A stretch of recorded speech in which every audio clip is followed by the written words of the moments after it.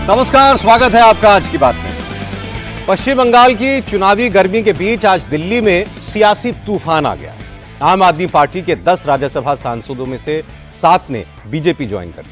अरविंद केजरीवाल ने पिछले महीने राघव चड्ढा को राज्यसभा में डिप्टी लीडर के पद से हटा दिया था। आज राघव चड्ढा 2/3 सांसदों को पार्टी से ले उड़े और केजरीवाल को कानों कान खबर तक नहीं लगी। केजरीवाल ने राघव चड्ढा की जगह जिन अशोक मित्तल को राज्यसभा में डिप्टी लीडर बनाया था, वो भी केजरीवाल का साथ छोड़कर चले गए। केजरीवाल के सबसे करीबी संजीव पाठक ने भी बीजेपी में जाना पसंद किया। अब राज्यसभा में संजय सिंह समेत आम आदमी पार्टी के सिर्फ 3 सांसद बचे हैं। राघव चड्ढा ने कहा कि वो सही आदमी हैं, गलत पार्टी में थे। आम आदमी पार्टी अपने सिद्धांतों से भटक गई है। कुछ लोगों ने पार्टी को अपने हित साधने का जरिया बना लिया है। इसलिए अब 7 सांसदों ने नरेंद्र मोदी के विकास के एजेंडे और अमित शाह के संकल्प के साथ जुड़ने का फैसला किया है। अरविंद केजरीवाल ने 7 सांसदों की बगावत को पंजाब के साथ धोखा बताया। संजय सिंह ने कहा कि बीजेपी ने ईडी सीबीआई की मदद से ऑपरेशन लोटस चलाया है। पंजाब के लोग गद्दारों को माफ नहीं करेंगे। अब सवाल यह है कि आम आदमी पार्टी 7 सांसदों के फैसलों को पंजाब से क्यों जोड़ रही है? पंजाब की राजनीति पर इसका क्या असर होगा? केजरीवाल अब क्या करेंगे? 7 एमपीज का सपोर्ट मिलने से राज्यसभा के समीकरण कैसे बदलेंगे? दिल्ली की राजनीति पर क्या असर होगा? इस सब पर बात करेंगे, लेकिन सबसे पहले मैं आपको सुनवाता हूं पार्टी छोड़ने का ऐलान करते वक्त राघव चड्ढा ने क्या कहा। आज दोपहर तक किसी को इस बात का अंदाजा नहीं था कि दिल्ली की राजनीति में खामोशी से कितना बड़ा बदलाव होने वाला है। दोपहर 1 बजे यह मैसेज आया कि आज एक महत्वपूर्ण डेवलपमेंट होने वाली है। फिर पता लगा कि राघव चड्ढा कुछ ऐलान करने वाले हैं और 3:30 बजे राघव चड्ढा, संदीप पाठक और अशोक मित्तल एक साथ आए। राघव चड्ढा ने कहा कि उन्होंने आम आदमी पार्टी छोड़ने का फैसला किया है। राज्यसभा में आम आदमी पार्टी के 2/3 सांसद उनके साथ हैं। पार्टी के 10 में से 7 सांसद बीजेपी ज्वाइन करेंगे। राघव चड्ढा ने कहा कि वो बहुत दिनों से महसूस कर रहे थे कि वो आदमी तो ठीक हैं, लेकिन गलत पार्टी में है, क्योंकि आम आदमी पार्टी अब अपने मूल सिद्धांत से भटक गई है। राघव चड्ढा ने कहा कि जो पार्टी करप्शन से लड़ने के लिए बनी, अब उसके नेता ही भ्रष्टाचार में डूबे हैं।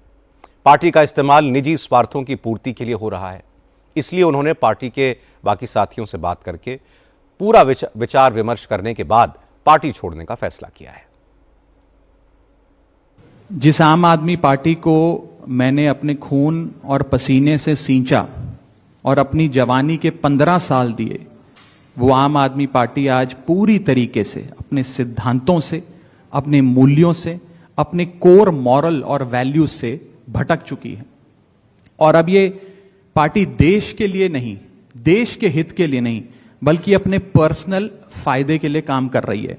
हम लोग अपना करियर छोड़ के देश के लिए राजनीति में आए थे, और यदि देश के लिए काम इस पार्टी में नहीं हो पा रहा है, वो इसलिए क्योंकि अब आम आदमी पार्टी वो पुरानी वाली आम आदमी पार्टी नहीं रही। राघव चड्ढा ने बिना लाग लपेट के कहा कि देश की जनता ने 3 बार नरेंद्र मोदी के ऊपर भरोसा जताया है। मोदी के डेवलपमेंट के एजेंडे पर देश ने मुहर लगाई है। वो भी सकारात्मक राजनीति करने के लिए अब नरेंद्र मोदी के साथ चलना चाहते हैं। इसलिए 7 सांसद बीजेपी में शामिल हो रहे हैं। पिछले 12 सालों में भारतीय जनता पार्टी की केंद्र की सरकार, माननीय प्रधानमंत्री नरेंद्र मोदी जी के नेतृत्व में जो सरकार चल रही है, उसने कई मजबूत ऐसे फैसले लिए जो आज से पहले नेता फैसले लेने से शायद डरते थे। चाहे वो आतंकवाद की जड़ें उखाड़कर फेंकना हो या भारत को विश्व की टॉप इकोनॉमीज में लाना हो। और इस नेतृत्व पे जनता ने 1 बार नहीं, 2 बार नहीं, 3 बार मोहर लगाई है। हम सब अपने आप को सौभाग्यशाली महसूस कर रहे हैं कि हम माननीय प्रधानमंत्री नरेंद्र मोदी जी की लीडरशिप में और गृह मंत्री अमित शाह जी की संकल्प शक्ति के साथ जुड़कर बिना रुके और बिना थके देश के लिए काम करेंगे। और जिन लोगों के मन में थोड़ी पीड़ा थी, दुख था कि मैं बतौर एक सांसद जो ऑर्डिनरी सिटीजन्स के ऑर्डिनरी इश्यूज को पार्लियामेंट में उठा रहा था, मैं शायद नहीं उठा पाऊंगा क्योंकि मेरी अपनी पार्टी ने मेरी आवाज बंद कर दी थी। मैं उन्हें भी कहना चाहता हूं कि आप चिंता मत करिए, मैं उसी कमिटमेंट, उसी जोश और उसी एनर्जी के साथ आपके तमाम मुद्दे उठाता रहूंगा। संदीप पाठक और अशोक मित्तल ने राघव चड्ढा की बात का समर्थन किया। इसके बाद राघव चड्ढा ने कहा कि हरभजन सिंह, स्वाति मालीवाल, विक्रम साहनी और राजेंद्र गुप्ता भी उनके साथ हैं। राघव चड्ढा और स्वाति मालीवाल के नाम पर तो किसी को हैरानी नहीं हुई। हरभजन सिंह भी काफी वक्त से बीजेपी की लाइन को ही फॉलो कर रहे हैं, इसलिए वो बीजेपी में चले गए, ये भी बड़ी बात नहीं है। विक्रम साहनी और राजेंद्र गुप्ता ये दोनों कारोबारी हैं, लेकिन संदीप पाठक ये केजरीवाल के विश्वस्त थे, पार्टी के फाउंडिंग मेंबर थे। अशोक मित्तल को तो केजरीवाल ने पिछले महीने ही राघव चड्ढा की जगह राज्यसभा में डिप्टी लीडर बनाया था, इसलिए उनका नाम चौंकाने वाला था।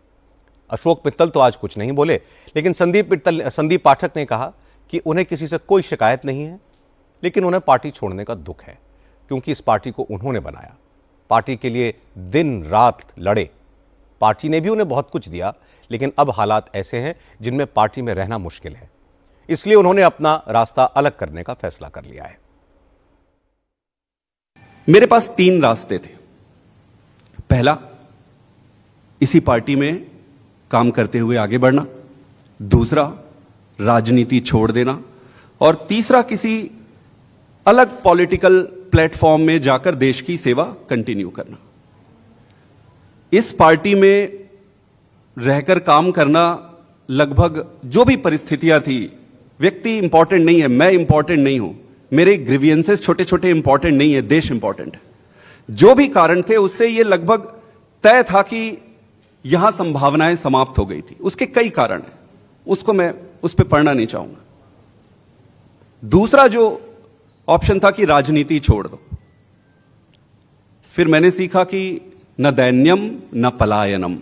अगर राजनीति संघर्ष है, कठिनाई है, दिक्कतें हैं, तो संघर्ष करते रहो।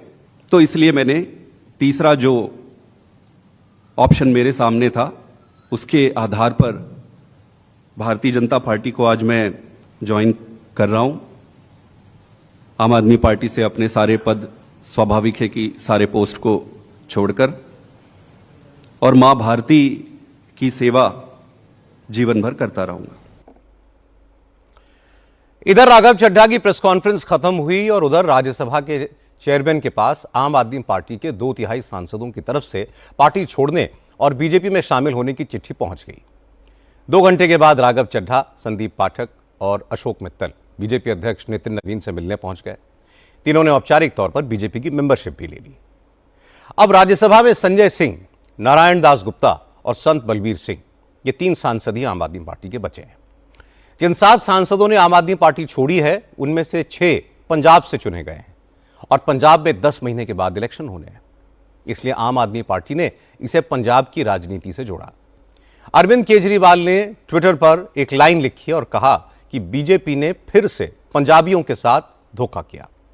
आम आदमी पार्टी के दूसरे बड़े नेता मनीष सिसोदिया आजकल गुजरात में हैं।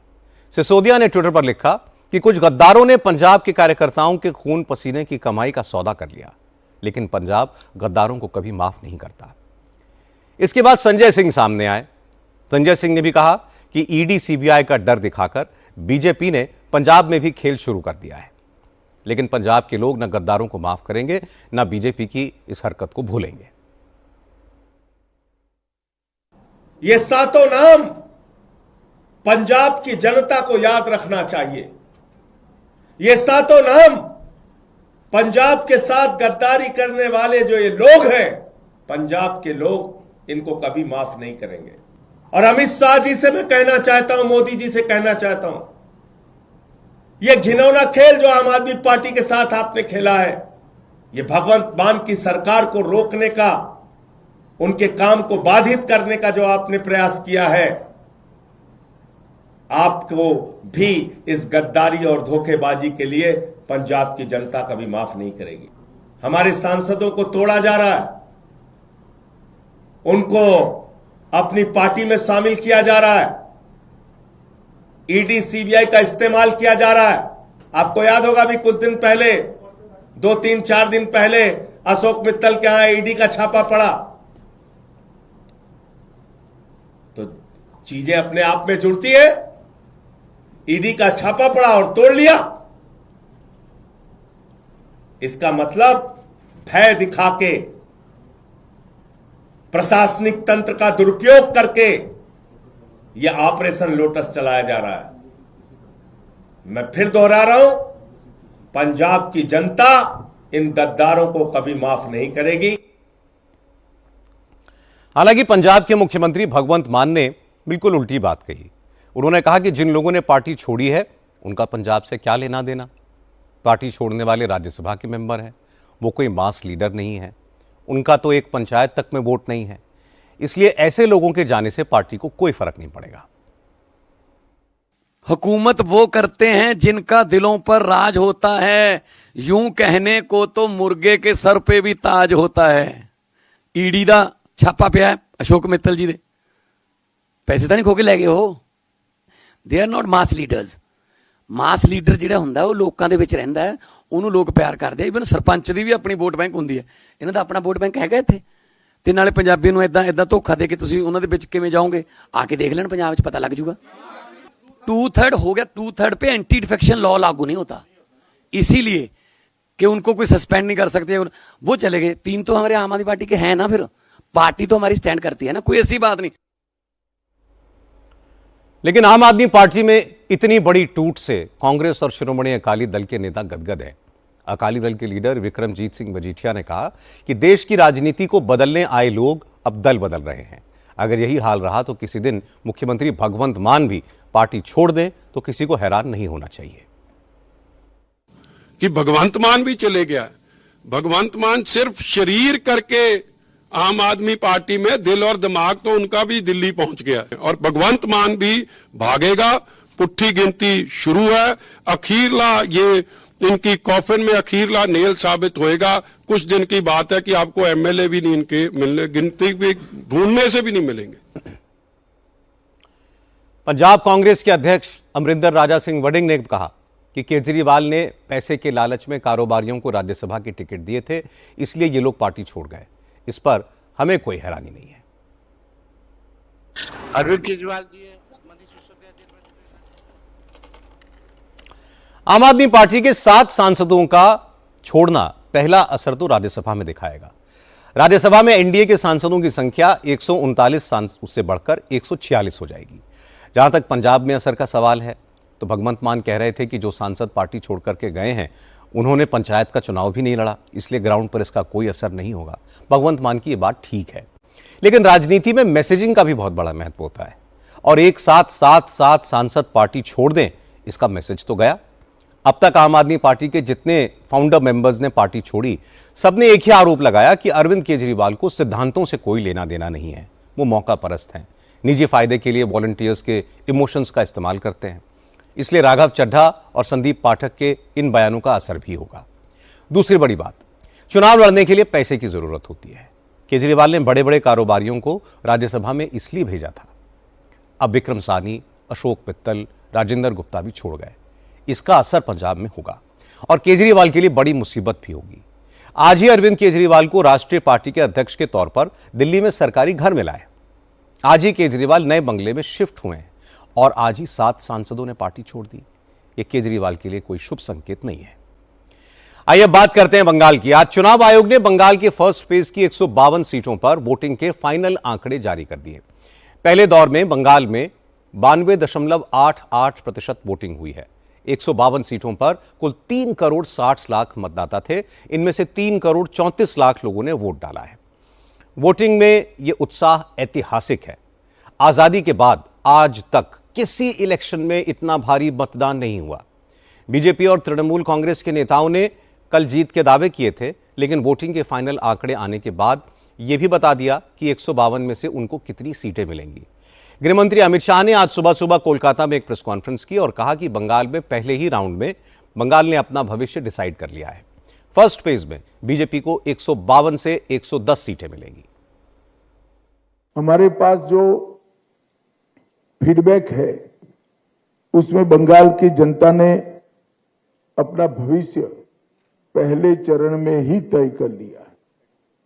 कवि गुरु टैगोर, महान सुभाष चंद्र बोस और खुदीराम बोस की ये भूमि ने विकास को चुना है और नरेंद्र मोदी जी के नेतृत्व में भारत के विकास की जो यात्रा चल रही है उसमें बंगाल के प्रथम चरण के मतदाताओं ने स्पष्ट कर दिया है कि बंगाल भी उसमें जुड़ने जा रहा है।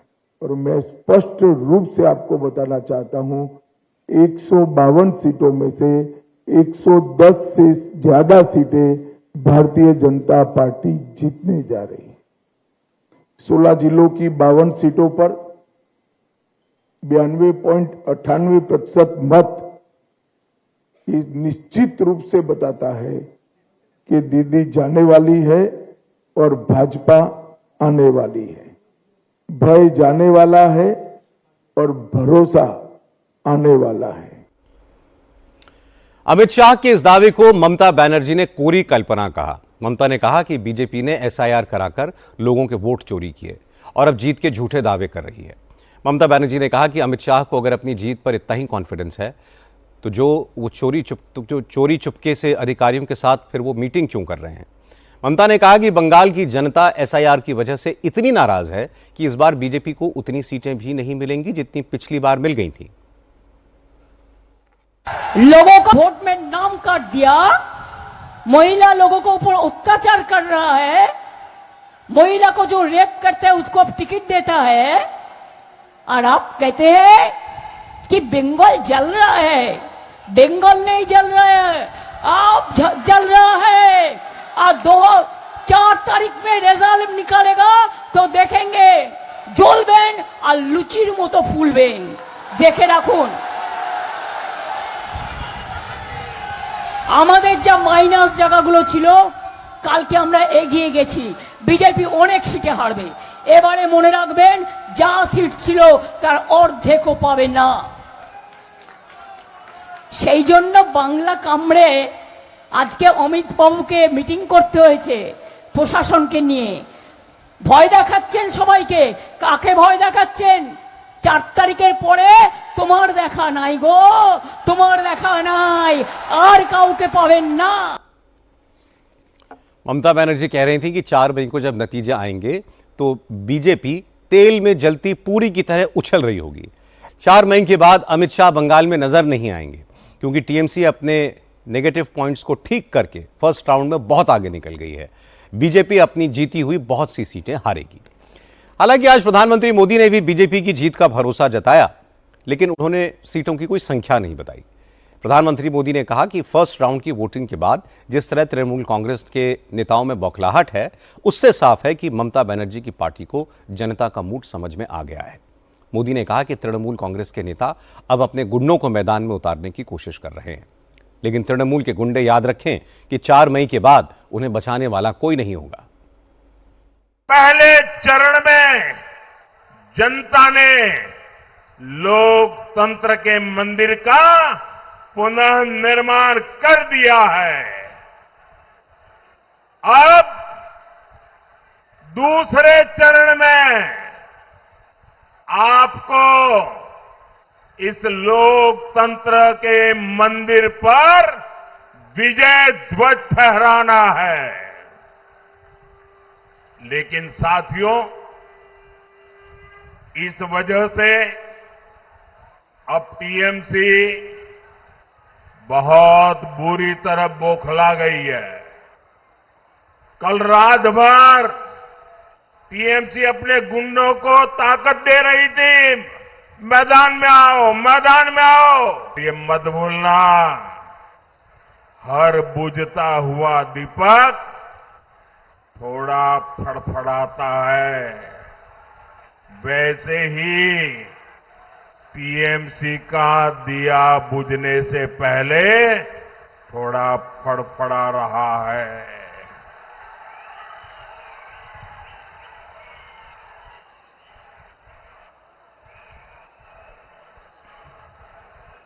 चार मई को नतीजे आने के बाद टीएमसी के गुंडों को बंगाल में छिपने की जगह नहीं मिलेगी। उन्हें कोई बचाने वाला नहीं मिलेगा। कल पहले चरण के मतदान ने तृणमूल के महाजंगल राज के अंत का उद्घोष कर दिया है। आज बंगाल में एक ही गूंज है, पलटानो दरकार। कल जब प्रधानमंत्री मोदी ने कहा था कि फर्स्ट फेज में बीजेपी को बम्पर जीत मिलेगी, तो ममता बनर्जी ने पूछा था कि मोदी को कैसे पता कि जनता ने उन्हीं को वोट दिया है? क्या मोदी ने ईवीएम फिक्स कर ली है? आज जब अमित शाह ने 110 सीटें जीतने का दावा किया, तो तृणमूल कांग्रेस के महासचिव अभिषेक बैनर्जी ने सवाल नहीं पूछा। उन्होंने भी दावा किया कि पहले दौर की 152 में से टीएमसी 100 से ज्यादा सीटें जीतेगी। अभिषेक बैनर्जी ने कहा कि बस 10 दिन की बात और है, इसलिए बीजेपी छटपटा रही है। কালকে প্রথম দফার ভোট হয়ে গেছে, বিজেপির ছটপটানি দেখতে পাচ্ছেন। আমি রাজনৈতিক ভবিষ্যৎবাণী করি না, কিন্তু যখন করি মেলে। আপনারা দেখেছেন 21এও মিলেছে, 24এও মিলেছে, 26এও মিলবে। আমি আপনাদের বলে দিয়ে যাচ্ছি, তৃণমূল কংগ্রেস কাল সেঞ্চুরি পার করে দিয়েছে। আর 10 দিন মিলিয়ে নেবেন। যারা এখন ফোন করে বিভিন্ন সাংবাদিকদের বলছে, আরে हम लोग का खबर चलाओ, ये बोलो वो बोलो, যারা বাংলায় এসে বলেছিল 23 তারিখ বাঙালিকে ঘরে ঢুকিয়ে দেবো, 29 তারিখ বাঙালিকে ঘরে ঢুকিয়ে দেবো, বাংলার মাটিতে আমাদের এলাকায়, যেটা আমাদের জন্মভূমি, আমাদের কর্মভূমি, যেখানে আমরা থাকি, আমরা বেড়ে উঠেছি, ঘরে থাকি, সংসার করছি, সেই মাটিতে গুজরাটের গুন্ডারা এসে বলছে উল্টা করকে লটকা দেগা। আমি খালি স্বরাষ্ট্রমন্ত্রীকে বলেছিলাম, গরম বেশি পড়ছে, মাথা ঠান্ডা রাখুন, জল বেশি করে খান। अभिषेक बैनर्जी कह रहे थे कि उन्होंने 2021 के विधानसभा चुनाव और 2024 के लोकसभा चुनाव में टीएमसी के जितनी सीटें जीतने की भविष्यवाणी की थी, वो सच साबित हुई। और पहले दौर की वोटिंग के आधार पर वो कह सकते हैं कि टीएमसी ने सेंचुरी लगा दी है। अभिषेक बैनर्जी ने कहा कि अमित शाह बंगाल में आकर बंगालियों को धमका रहे हैं, उनको पानी पीकर अपना दिमाग ठंडा रखना चाहिए। अब सेकेंड फेज में बंगाल के 7 जिलों में 142 सीटों पर 29 अप्रैल को वोटिंग होनी है। Nadia and north and south Pargana, Howrah, Hooghly, north and south Kolkata और पूर्वी बर्धमान, ये वो जिले हैं जहां तृणमूल कांग्रेस का होल्ड माना जाता है। इन जिलों में आने वाली इन 142 सीटों में टीएमसी ने पिछली बार 123 सीटें जीती थी, बीजेपी को सिर्फ 18 सीटों पर जीत हासिल हुई थी। इसलिए बीजेपी सेकेंड फेज के कैंपेन में ज्यादा ताकत लगा रही है। इस इलाके में आज प्रधानमंत्री नरेंद्र मोदी ने 2 रैलियां की, एक रैली नॉर्थ 24 परगना और दूसरी साउथ 24 परगना में। मोदी ने यहां दावा किया कि 4 मई को बंगाल टीएमसी के कुशासन से आजाद होने वाला है। नॉर्थ 24 परगना की रैली में मोदी ने कहा कि बंगाल के लोग बीजेपी को समर्थन देंगे और बीजेपी बंगाल के लोगों को तृणमूल कांग्रेस के शिकंजे से आजादी दिलाएगी, जुल्म, जाति, सिंडिकेट, टोलाबाजी टैक्स से बंगाल को मुक्त करेगी। नेताजी सुभाष चंद्र बोस ने राष्ट्र का आह्वान किया था, नेताजी ने नारा दिया था, तुम मुझे खून दो, मैं तुम्हें आजादी दूंगा। साथियों, ये बंगाल में नई क्रांति की बेला है। ये क्रांति आपके एक वोट से होगी। इसलिए मैं बंगाल की जनता से करबद्ध प्रार्थना करता हूं, आप हमें वोट रूपी आशीर्वाद दीजिए। हम मिलकर बंगाल को अनेक कष्टों से आजादी दिलाएंगे।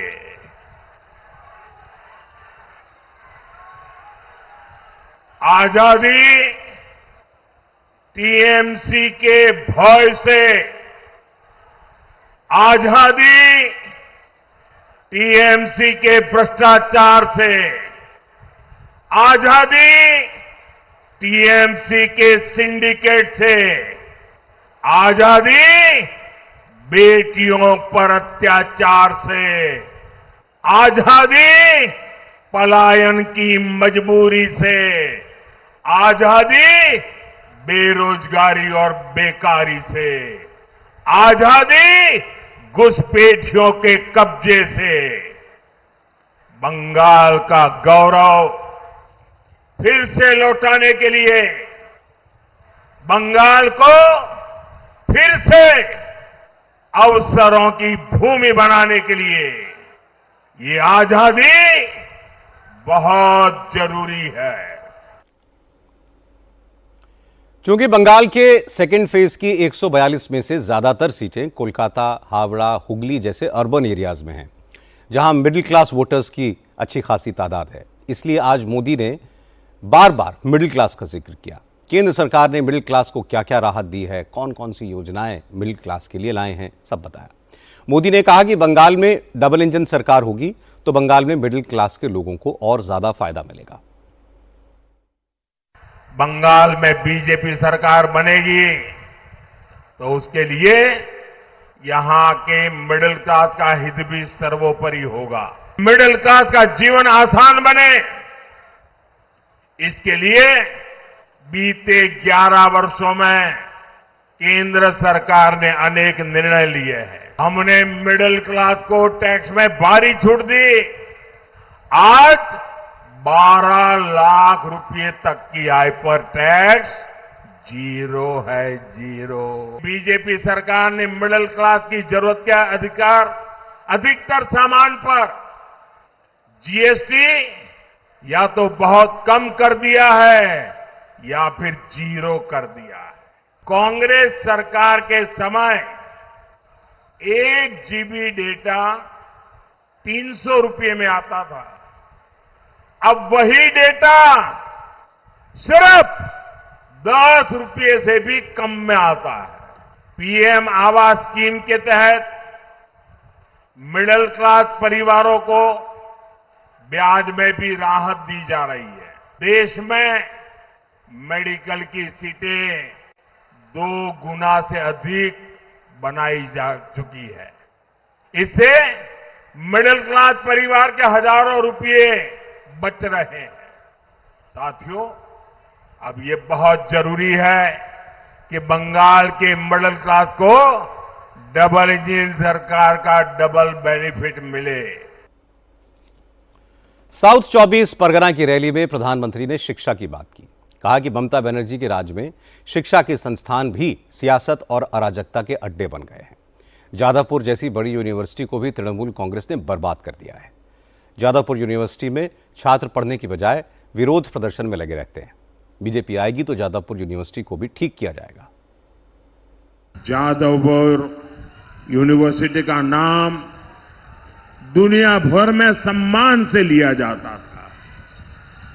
इस कैंपस की नींव ही राष्ट्रवाद पर रखी गई थी, लेकिन आज यहां की स्थिति देखिए। कैंपस के अंदर धमकियां दी जा रही हैं, दीवारों पर देश विरोधी बातें लिखी जा रही है और छात्र अपनी पढ़ाई के बजाय सड़कों पर प्रदर्शन करने को मजबूर है। हम यहां अराजकता नहीं, एकेडमिक माहौल चाहते हैं। हम यहां धमकियां नहीं, संवाद चाहते हैं।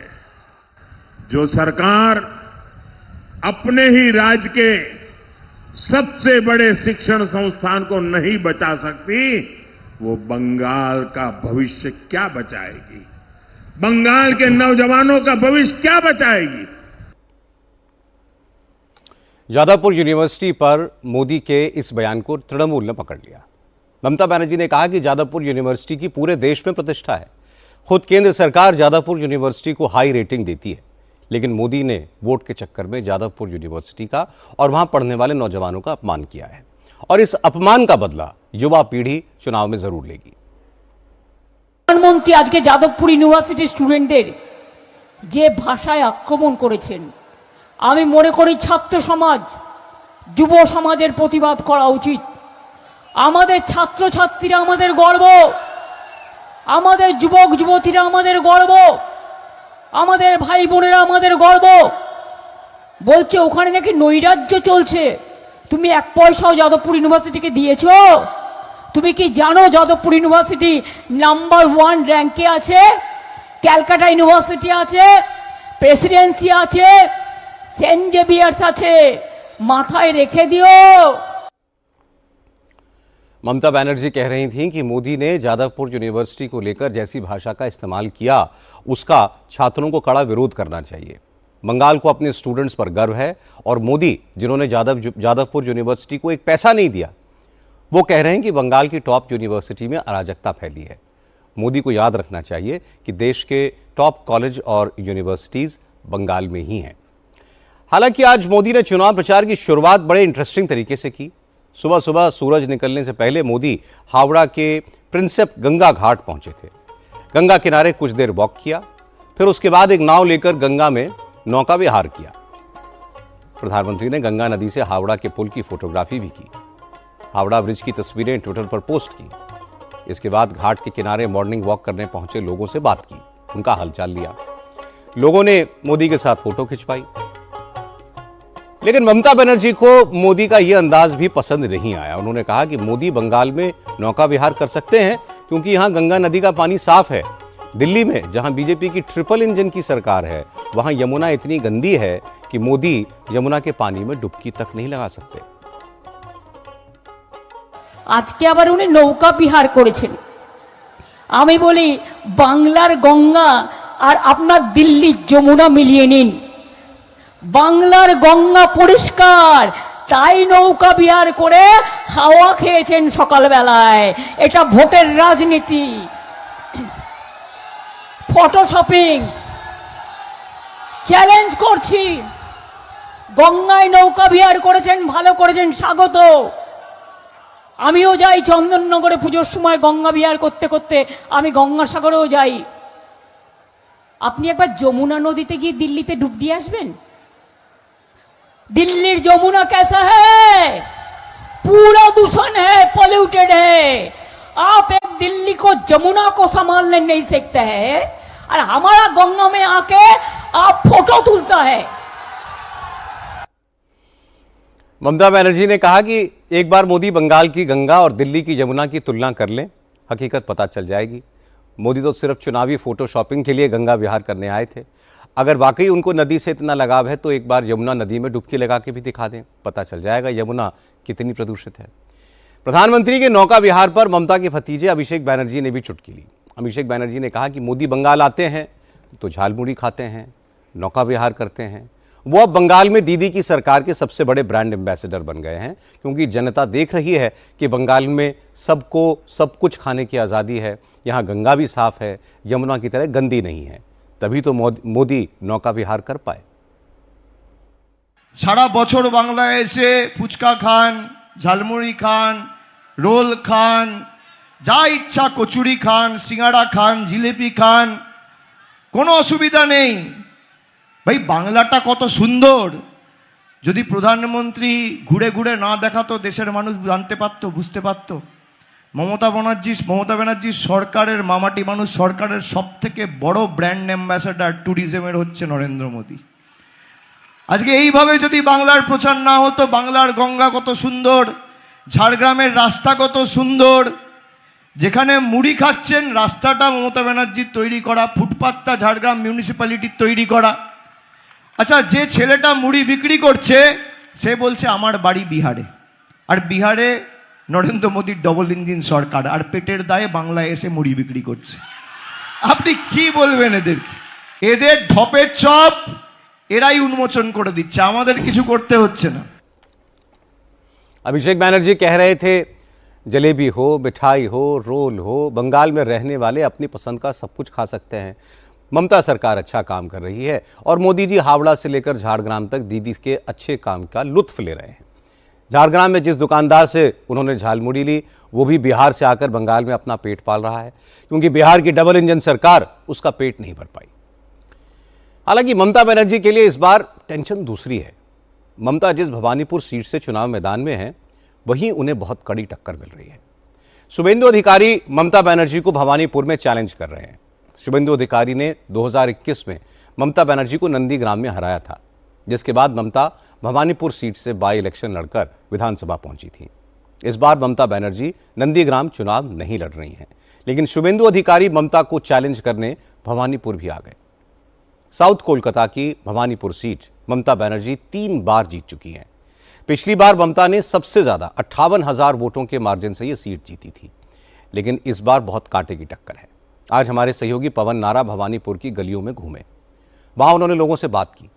इससे पहले भवानीपुर में लोग ममता बनर्जी के खिलाफ नहीं बोलते थे, खुलकर शुभेंदु अधिकारी का समर्थन करने वाले मिलते नहीं थे, लेकिन इस बार भवानीपुर में बहुत से लोग ऐसे हैं जो खुलकर कह रहे हैं कि अब बदलाव जरूरी है। इस वक्त हम भवानीपुर में मौजूद हैं और भवानीपुर में 29 तारीख को सबसे बड़ी बैटल देखने को मिलेगी। दादा, भवानीपुर में अब की बार क्या हो रहा है? देखिए भवानीपुर में के হবে জানি না 29 তারিখে ভোট হবে, তারপর বোঝা যাবে কি হলো না হলো। अच्छा, भवानीपुर में भी जानी ना? ना, यहाँ तो ममता बनर्जी मुख्यमंत्री हैं। वो है तो क्या, हम क्या जानने का, नहीं जाने ममता हार जाएंगी कि जीत जाएंगी? वो नहीं मालूम, नहीं मालूंगी, नहीं मालूम। ममता के गढ़ में अगर कोई कह रहा है कि ममता हारेंगी या जीतेंगी कह नहीं सकता, तो आप इशारों में समझिए। दादा, क्या नाम हुआ? मेरा नाम है रमेश चौधरी। रमेश दादा, भवानीपुर में क्या स्थिति? एकदम ओके दीदी, ठीक है, एकदम कोई सवाल नहीं, इसका डरने का कोई बात ही नहीं है। शुभेंदु अधिकारी कोई चुनौती है? शुभेंदु जी का बेकार है। वो आज जो इतना बड़ा पद में खड़ा हुआ, कहाँ से? दीदी का वजह से खड़ा हुआ। आज दीदी नहीं रहता तो शुभेंदु अधिकारी को कोई जानते ही था नहीं। शुभेंदु अधिकारी को कोई जानता नहीं था। दादा, भवानीपुर में कौन जीतेगा? भवानीपुर में हाँ, शुभेंदु जीतेगा। शुभेंदु जीत जाएगा। शुभेंदु जीतेगा। ममता हार रही है अब की बार? ममता हार रही। किस बात पे? सब कुछ देख के, चारों तरफ देख के, बंगाल का परिस्थिति देख के, परिस्थिति देखकर। भवानीपुर की गलियों में ये कहने वाले बहुत कम मिलते हैं। दादा, क्या आकलन आपका? देखिए, हमारा तो मालूम होता एक आदमी को सब टाइम देना नहीं चाहिए, चेंज करना चाहिए। चेंज करना चाहिए। हाँ। वाह, तो ये बड़ी बात है। यहाँ भवानीपुर में अगर कोई खुल स्पष्ट बोल पा रहा है। दादा, अरे बोलिए ना 2 मिनट।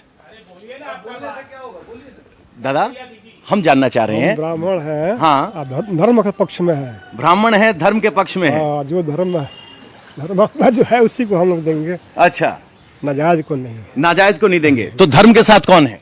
अब जो भी हो।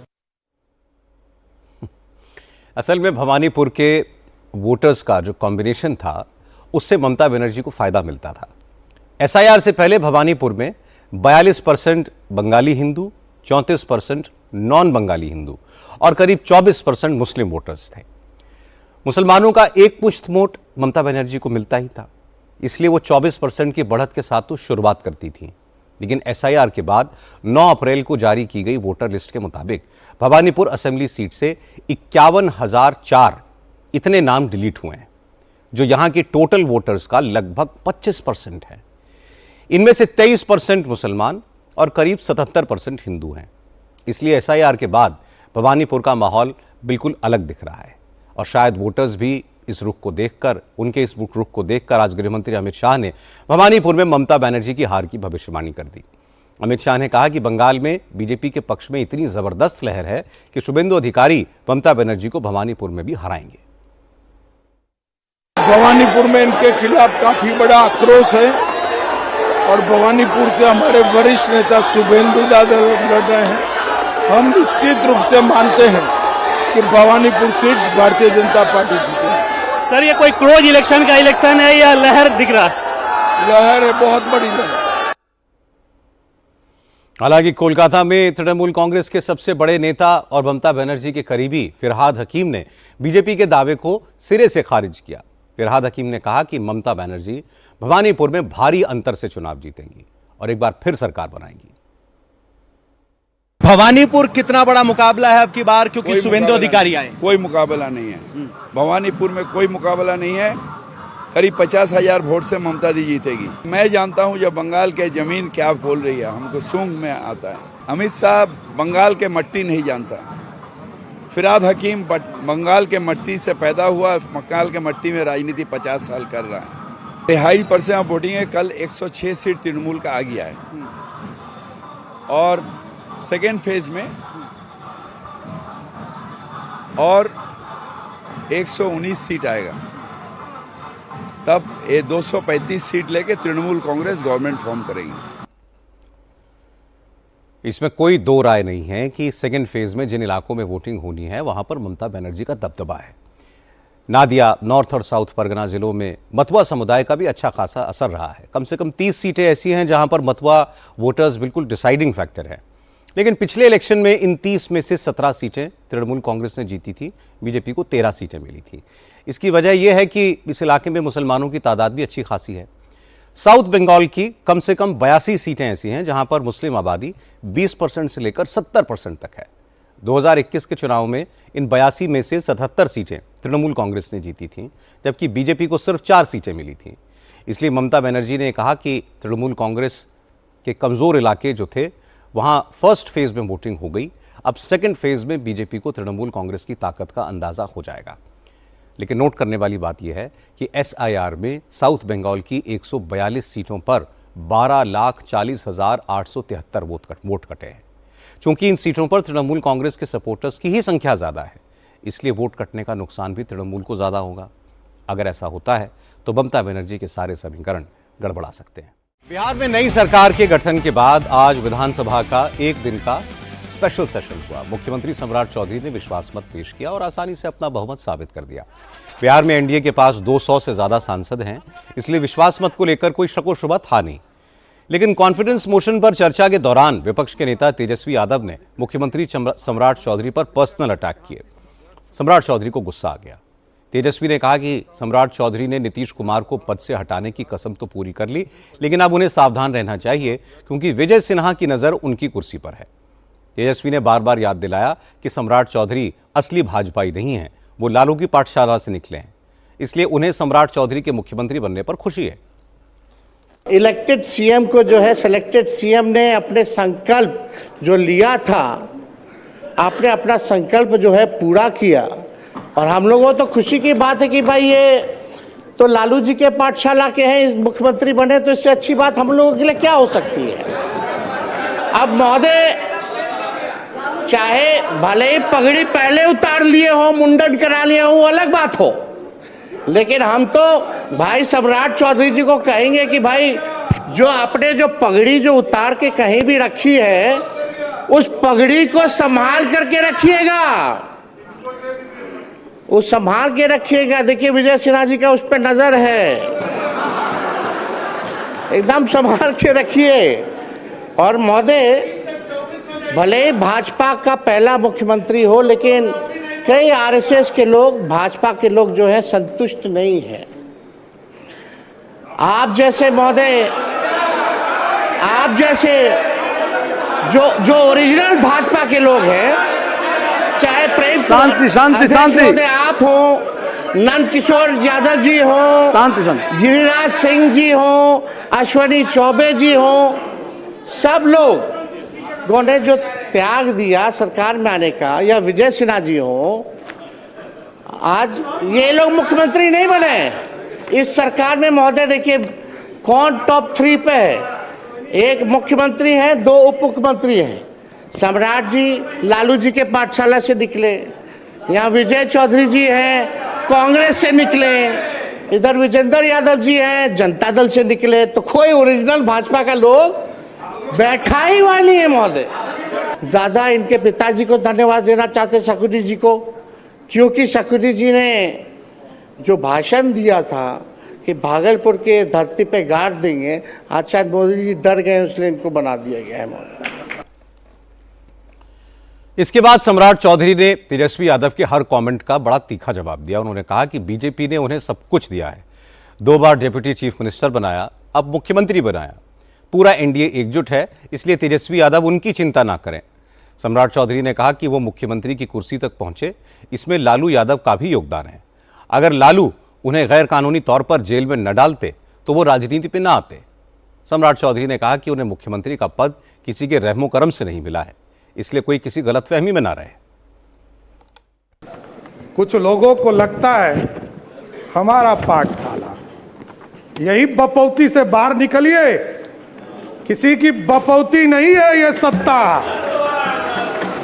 ये जो मुख्यमंत्री का पद है ये 14 करोड़ बिहारियों का आशीर्वाद है, इसलिए आज मैं बैठा हूं। नीतीश कुमार जी का, नरेंद्र मोदी जी का, नितिन नवीन जी का, चिराग पासवान जी का, उपेंद्र कुशवाहा जी का, जीतन राम मांझी जी का, सबका आशीर्वाद है, तब तो यहां बैठा हूं। कौन गलतफहमी में है? कौन कहता है किसको बनाया? कहां से गलतफहमी हो गई आपको? लालू यादव जी ने मुझको जेल में डाला, मैं ही नहीं, मेरे 22 परिवार के सदस्यों को जबरदस्ती जेल में भेजा। लोग कहते हैं लालू यादव का, इसलिए मैं ऑफिशियल बयान कर रहा हूं, इसलिए मैं कोट कर रहा हूं कि लालू यादव जी ने मिलर स्कूल के मैदान में क्षमा मांगा था कि हमसे गलती हुई, इसलिए बोल रहा हूं। और कोई किसी के पाठशाला से नहीं होता है।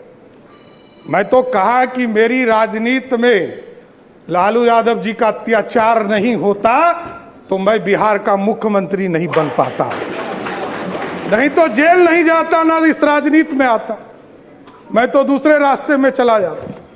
इसलिए कोई गलतफहमी में मत रहिए। हमको पता है आप जो समझा रहे हैं ना, कोई किसी का पाठशाला नहीं है, ये लोकतंत्र है। तेजस्वी यादव ने सम्राट चौधरी की उम्र, उनकी डिग्री पर भी कमेंट किए थे, इसलिए सम्राट चौधरी ने इसका भी जवाब दिया। उन्होंने कहा कि वो 27 साल पहले मंत्री बन गए थे, इसलिए राजनीतिक अनुभव भी तेजस्वी से ज्यादा है और वो तेजस्वी यादव से ज्यादा पढ़े लिखे हैं। मैं यदि माइनर होता 1995 में तो मेरे को जेल में रखता क्या? बाल सुधार गृह में रखता। 1995 में मैं जेल में रहा और ये सारे मामले कोई नया नहीं है। मैं लोअर कोर्ट लड़ा हूं, हाई कोर्ट लड़ा हूं, सुप्रीम कोर्ट लड़ा हूं, सब बार लड़कर जीतकर यहां बैठा हूं, कहीं कहीं दिक्कत नहीं। जो आदेश सुप्रीम कोर्ट का होता है, न्यायालय का होता है, वही करता हूं। और डिग्री में आप भाई पीछे छूट गए। मैं तो यूजीसी हो या यूनिवर्सिटी का मान्यता हो, जब तक उसका प्रमाणित नहीं किया गया तब तक मैं एफिडेविट में अपना, और इसके लिए भी अब चर्चा होगी कि एफिडेविट हाफिडेविट आप कह रहे हैं। अरे भैया, ये बिहार के लोग अब ये बोल रहे हैं कि 3 बार आपका शब्द बदल गया। अरे भाई, मैं 6ठी बार मंत्री के दर्जे में हूं, मुख्यमंत्री हूं। 1999 में पहली बार मंत्री बना, 27 साल हो गए। जितने समय के बाद तो लोग राजनीति छोड़ देते हैं। बिहार में एनडीए के पास प्रचंड बहुमत है, विपक्ष के पास कोई ताकत नहीं है, इसलिए तेजस्वी यादव भले ही सम्राट चौधरी पर कटाक्ष करते रहें, तीखे हमले करें, लेकिन उनके सामने कोई राजनीतिक चुनौती पेश नहीं कर सकते। इसलिए सम्राट चौधरी को काम पर फोकस करना चाहिए, क्योंकि नीतीश कुमार ने 20 साल में बिहार की कानून व्यवस्था को ठीक किया, सांप्रदायिक सद्भाव बनाए रखा, विकास के भी कई काम किए। उसके बाद बिहार के लोग अब सम्राट चौधरी के कामों की तुलना नीतीश कुमार के शासन से करेंगे, और यह सम्राट चौधरी की सबसे बड़ी चुनौती होगी। ईरान और अमेरिका के बीच एक बार फिर युद्ध छिड़ने के संकेत दिखाई दे रहे हैं। अमेरिका के राष्ट्रपति डोनाल्ड ट्रंप ने कहा है कि उन्हें ईरान के साथ युद्ध खत्म करने में कोई दिलचस्पी नहीं है, और अगर ईरान ने जल्द डील नहीं की तो वो ईरान की बची कुची ताकत खत्म करने के लिए बमबारी शुरू कर देंगे। इस बीच अमेरिका ने अपने 3 जंगी बेड़े अरब सागर में तैनात कर दिए हैं। यूएसएस इब्राहिम लिंकन और यूएसएस जेराल्ड आर फोर्ड के बाद अब तीसरा aircraft carrier USS HW Bush भी अरब सागर पहुंच गया है। इन तीनों एयरक्राफ्ट कैरियर्स के साथ दर्जनों फ्रिगेट्स और डिस्ट्रॉयर्स भी हैं। अमेरिका के इतिहास में पहली बार है जब उसके 3 एयरक्राफ्ट कैरियर ग्रुप्स एक साथ अरब सागर में हैं। इस बीच चीन ने अपने सभी नागरिकों को ईरान से बाहर निकल जाने को कह दिया है। तेहरान में इंडियन एम्बेसी ने भी सभी भारतीयों से जल्द ईरान छोड़ने को कहा है। इससे पहले प्रेसिडेंट ट्रंप ने ईरान की समुद्री बारूदी सुरंगें बिछाने वाली बोट्स पर हमले का आदेश दिया था। इससे लग रहा है कि अमेरिका ईरान के कोस्टल एरियाज में फिर से मिलिट्री ऑपरेशन शुरू कर सकता है। हालांकि आज पाकिस्तान ने दावा किया कि ईरान के विदेश मंत्री अब्बास अरागची देर रात इस्लामाबाद पहुंचने वाले हैं। अब्बास अरागची पाकिस्तान के बाद ओमान और रूस भी जाएंगे। माना जा रहा है कि अमेरिका के साथ बातचीत आगे बढ़ाने के लिए ही अब्बास अरागची पाकिस्तान जा रहे हैं। दूसरी तरफ प्रेसिडेंट ट्रंप लगातार ईरान पर प्रेशर बनाए हुए हैं। आज ट्रंप ने फिर धमकी दी कि ईरान जल्द डील कर ले वरना अंजाम बुरा होगा। I took the country out militarily in the first 4 weeks. I took it out militarily. Now all we're doing is sitting back and seeing what deal. And if they don't want to make a deal, then I'll finish it up militarily with the other 25% of the targets. We've hit 78% of the targets that we've wanted to hit. We've knocked out their manufacturing. We've knocked out their missile production. We've knocked out their drone production. We've knocked out everything. In some cases, when I say knocked it out, 70, 80, 90%. It's amazing what we've done. So I've done that within that period of time that I mentioned, but I don't want to rush myself. Trump कह रहे थे कि उन्होंने 4 हफ्ते के अंदर Iran में अपने 78% टारगेट्स पूरे कर लिए थे, उनको तबाह कर दिया था। ईरान पर मिलिट्री इंडस्ट्रियल कॉम्प्लेक्स बर्बाद हो चुका है। ट्रंप ने कहा कि अगर ईरान ने अमेरिका की शर्तों पर डील नहीं की तो फिर ईरान की जो 25% बची कुची ताकत है उसको भी वो तबाह कर देंगे। इसलिए उन्हें युद्ध के खात्मे का ऐलान करने की कोई जल्दी नहीं है। ट्रंप भले ही धमकाने वाले अंदाज में बात करें, लेकिन हकीकत यह है कि ईरान की जंग खत्म करने का प्रेशर ट्रंप पर भी है। ईरान भी अब बात आगे नहीं बढ़ाना चाहता। ईरान और अमेरिका दोनों की कोशिश है कि कोई ऐसा रास्ता निकले जिसमें दोनों अपनी अपनी आवाम के सामने जीत का दावा कर सकें। आज की बात में इतना ही, लेकिन विदा लेने से पहले आपको बता दूं कि इस बार आपकी अदालत में रजत जी के मेहमान हैं सुपरस्टार आमिर खान। आमिर खान ने आपकी अदालत में बताया कि वो अपनी फिल्मों में पाकिस्तान का नाम क्यों नहीं लेते, बड़े बड़े मौकों पर, बड़े इश्यूज पर खामोशी अख्तियार क्यों कर लेते हैं। आमिर खान ने बताया कि उन्होंने फिल्मों से संन्यास लेने का फैसला क्यों कर लिया था। आमिर खान की रियल लाइफ और रियल लाइफ के अनसुने किस्से आप सुन पाएंगे खुद आमिर खान की जुबान से आपकी अदालत में कल रात 10 बजे।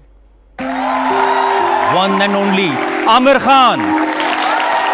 इतना लोग आपको एडमायर करते हैं, एक दिन आपने कह दिया था कि अब मैं फिल्में नहीं करूंगा। कोविड की वजह से मैं घर में बैठा हूं अकेले और मैं सोच रहा हूं कि मैंने यार अपने बच्चों के साथ ठीक नहीं किया, अपने फैमिली के साथ ठीक नहीं किया, काम के नशे में, इस क्रिएटिविटी के नशे में खोया हुआ था। तो उस वक्त मुझे नहीं पता था कि आया जब 4 साल की थी उसको कौन सी चीजें अच्छी लगती थी, उसके क्या सपने थे, उसके क्या डर थे।